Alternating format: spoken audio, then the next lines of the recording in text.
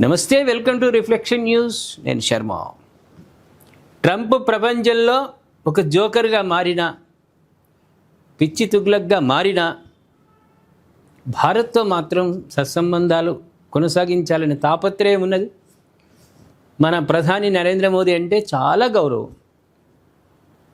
బహున్ ప్రపంచానికి బహున్ అయినా మనకు మాత్రం మనతో సత్సంబంధాల కోసమే ప్రయత్నం చేస్తూ ఉంటాడు. ఇండైరెక్ట్గా ఏదన్నా కొంచెం ఘాటుగా బెదిరింపులు అది చేసినా కూడా మనం ఎంత పట్టించుకోము. కాబట్టి మనకు సత్తు తెలుసు కదా, ఎంత భారతదేశం అంటే ఏందో తెలుసు కాబట్టి కొంచెం సరెండర్ అవుతాడు లేదు, దాంట్లో ఇబ్బంది ఏం లేదు.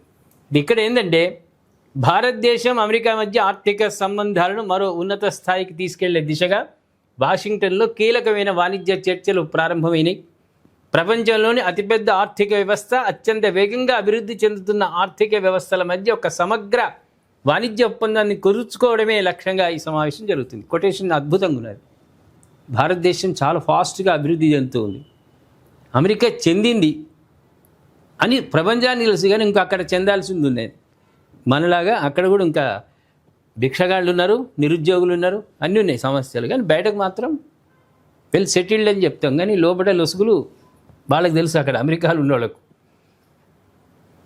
ఇక్కడ ఏంటంటే వాణిజ్య మంత్రిత్వ శాఖ అదనపు కార్యదర్శి దర్పణ్ జైన్ నేతృత్వంలోని ఉన్నత స్థాయి ప్రతినిధి బృందం అమెరికా ప్రధాన సంధానకర్త బ్రెండన్ లించ్తో ముఖాముఖి చర్చలు జరపనుంది.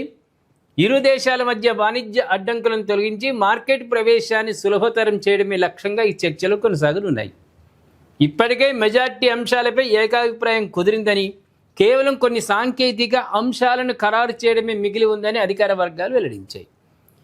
అదేవిధంగా ఈ ఒప్పందానికి పునాదులు గత ఏడాది ఫిబ్రవరిలో పడ్డాయి. మనకు తెలుసు కదా, అదేదో మళ్ళీ ఏదో మనని బెదిరించడానికి అది ఇది ప్రయత్నం చేసిండు. ఈ యుద్ధం సంక్షోభంలో రష్యా నుంచి తీసుకుంటామంటే మొదలు వద్దన్నాడు, తర్వాత పర్మిషన్ ఇచ్చిండు పెట్రోల్ దిగుమతులు.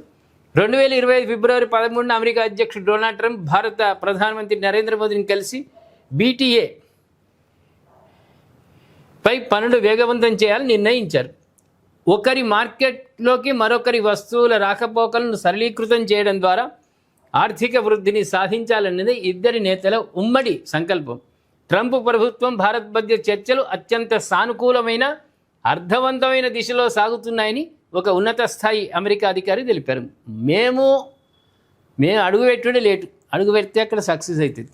అందుకంటే ఫ్యూచర్ ప్లాన్లు కానీ మా దేశ ప్రజలకు ఎలాంటి ఇబ్బందులు కాకుండా చర్చలు ఉంటాయి, సంతకాలు ఉంటాయి. ఏదో పాకిస్తాన్ వాళ్ళలాగా కాదు, మాకు బ్రోకరిజం అనేది తెలియదు. చేస్తే మధ్యవర్తిత్వం సక్సెస్ కావాలి, అంతే. ఈ చర్చల అనంతరం భారత్ అమెరికాలు త్వరలోనే ఒక చారిత్రాత్మక వాణిజ్య ఒప్పందాన్ని ప్రకటించే అవకాశం ఉంది. దీనివల్ల అనేకమైన ప్రధాన ప్రయోజనాలు కలగనున్నాయి. ఎగుమతులు దిగుమతులపై సుంకాలు తగ్గడం వల్ల వ్యాపార వ్యయం తగ్గుతుంది. అలాగే నిబంధనలు సులభతరం కావడం వల్ల పెట్టుబడులు పెరుగుతాయి. ఈ ఒప్పందం కుదిరితే వ్యూహాత్మక రక్షణ భాగస్వామ్యంతో పాటు ఆర్థిక రంగానికి కూడా ఇరు దేశాల మధ్య ఒక నవశకం ప్రారంభం అవుతుంది. 2026 ఫిబ్రవరి 7న ప్రారంభమైన ఈ ప్రక్రియ ఇప్పుడు ముగింపు దశకు చేరుకోవడం, ఇప్పుడు కార్యరూపానికి దాల్చే అవకాశాలు సక్సెస్ఫుల్గా నడుస్తున్నాయి. ఇదే మనం ఆనందించాలి. ఎలాంటి గొల్లెలు పెట్టకుండా మనకు సాఫీగా వాణిజ్య ఒప్పందాలు కుదుర్చుకోవడం మంచిది, విశేషం. మన మోదీ గారు కూడా ఒప్పుకోడు. ఏదైనా కండిషన్లు పెట్టి డామినేట్ చేస్తా అంటే కుజ్బినాయి అంటాడు. అవసరం లేదు. సోదరభావము, సౌభ్రాతృత్వం, సమన్యాయాలు ఇవన్నీతో పాటు ఉంటేనే కలుస్తుంది. కానీ మేమేదో మేము డామినేట్ చేస్తాం, మేము చెప్పినట్టు వినాల్సి వస్తుంది, అది ఇదే మాట మాట్లాడితే ఒప్పందాలన్నీ తీసి చెత్తబుట్టలో పడేస్తాం. అంతటి సమర్థత, ముందు చూపు ఉన్నది. మనం అంటే భయపడే వాళ్ళు ఉన్నారు, మనని గౌరవించే వాళ్ళు ఉన్నారు. ఆ భయపడి కూడా గౌరవంతో కూడినటువంటి భయం. ఇండియా ఏమో చేస్తుంది, అనవసరంగా యుద్ధాలకు రాదు, శాంతిని కోరుకునేటువంటి దేశం. మనల్ని ఎవడన్నా గిల్లికజ్జాలు చేస్తే మాత్రం వాడు ఎవడన్నా కానీ ఏష్ పరేశుడే. అది మన తత్వం, మన సిద్ధాంతం.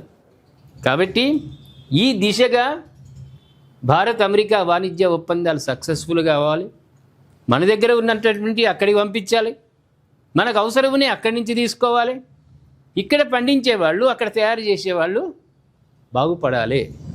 ప్రజలు, అక్కడ ఉద్యోగులు, రైతులు వీళ్ళందరూ బాగుపడేటువంటి విధంగా ఈ ఒప్పందాలు కావాలి.